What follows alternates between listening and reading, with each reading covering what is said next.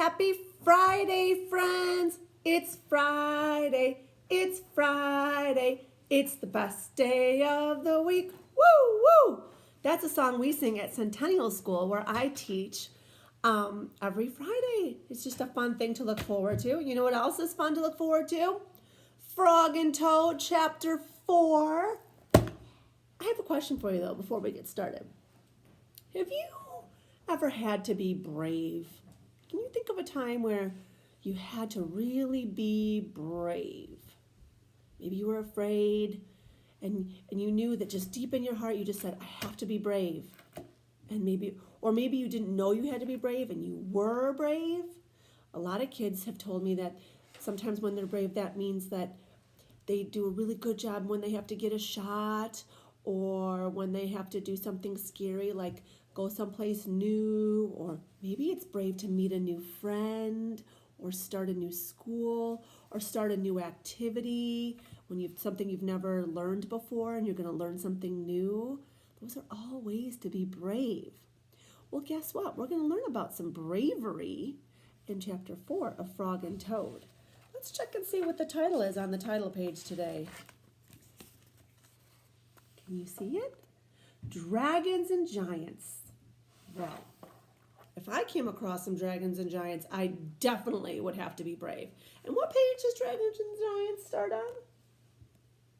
Yes, page 42. Shall we? Here we go. Oh, look at Mrs. Fontanetta's hair sticking up over there. Yikes.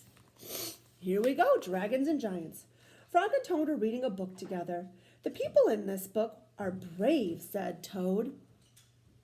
They fight dragons and giants, and they are never afraid. I wonder if we are brave, said Frog. Frog and Toad looked into a mirror. We look brave, said Frog. Yes, but are we? Asked Toad. Frog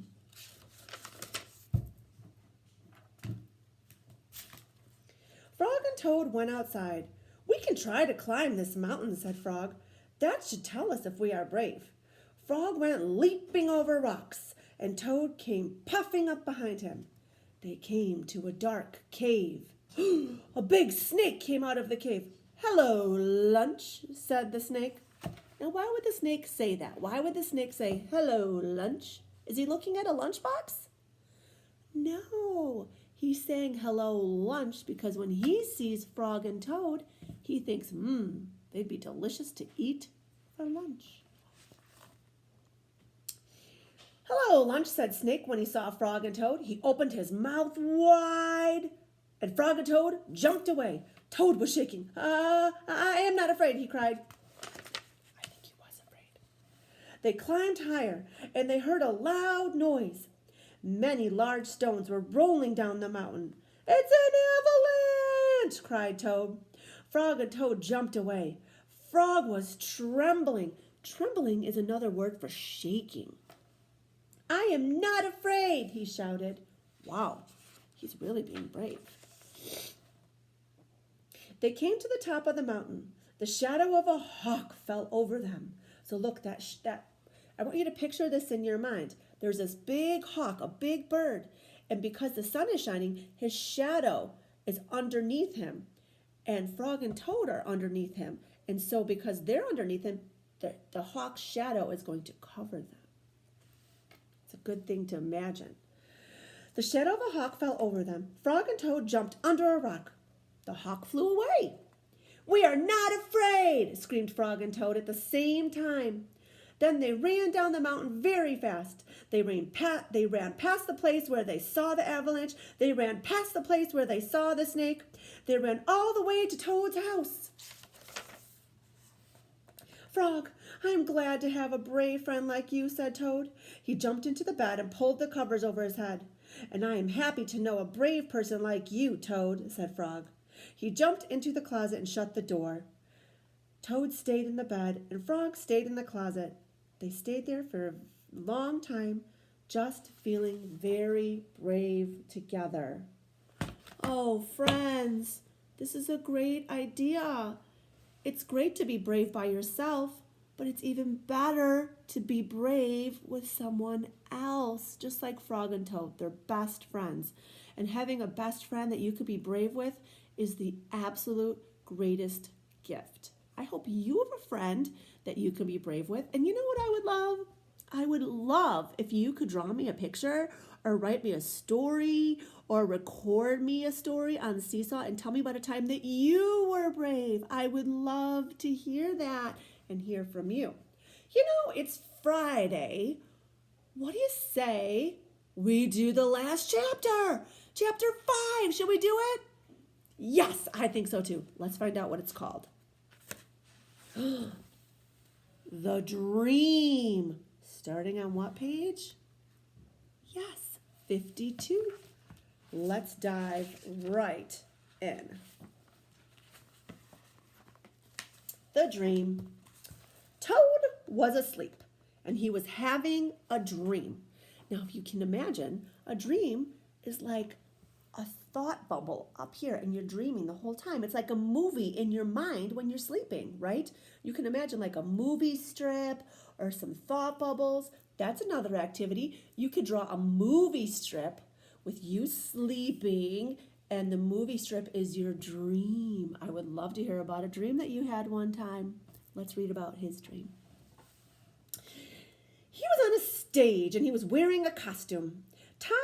Todd, silly Mrs. Fontanetta, I wasn't reading the right vowels, was I?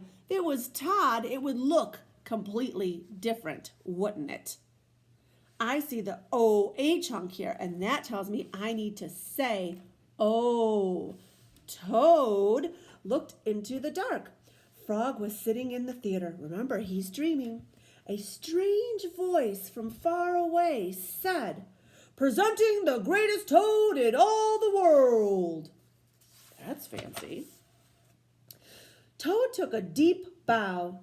Frog looked smaller as he shouted, "Hooray for Toad! Toad will now play the piano very well," said the strange voice. Toad played the piano, and he did not miss a note.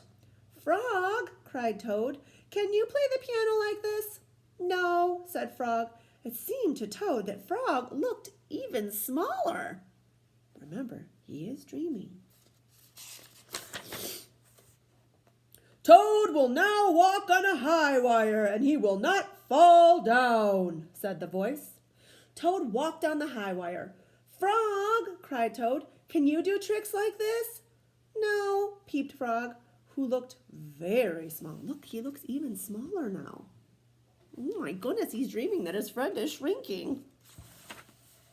"Toad will now dance, and he will be wonderful," said the voice.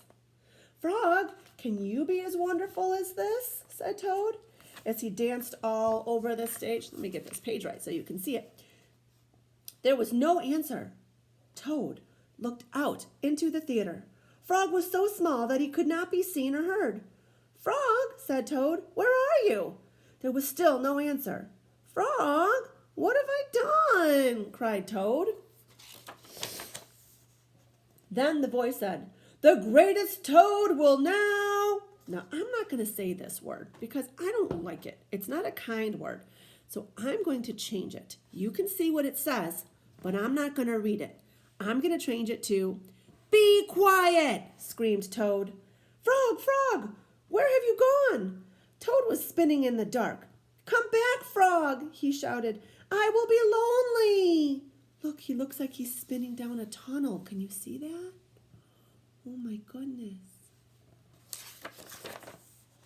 "I am right here," said Frog. Frog was standing near Toad's bed. "Wake up, Toad," he said. "Frog, is that really you?" said Toad. "Of course it is me," said Frog. "And are you your own right size?" asked Toad. "Yes, I think so," said Frog.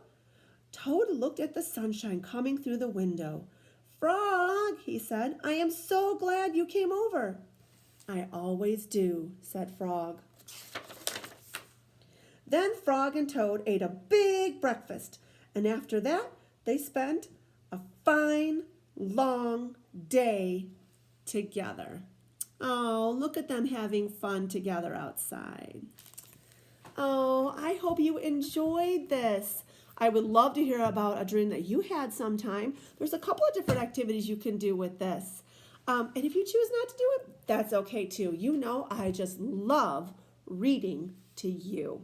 And I'm super excited to tell you that I got a whole new bag of books. A secret pal went to my classroom and got all of my favorites from my classroom. So I have a whole big bag of awesome books to share with you coming up on Monday. I hope you have a fabulous weekend. Do fun things, try new things, and make good memories. And of course, I'm sending you all of my love, all of my smiles, and all kinds of sunshine. Hopefully. Bye, friends.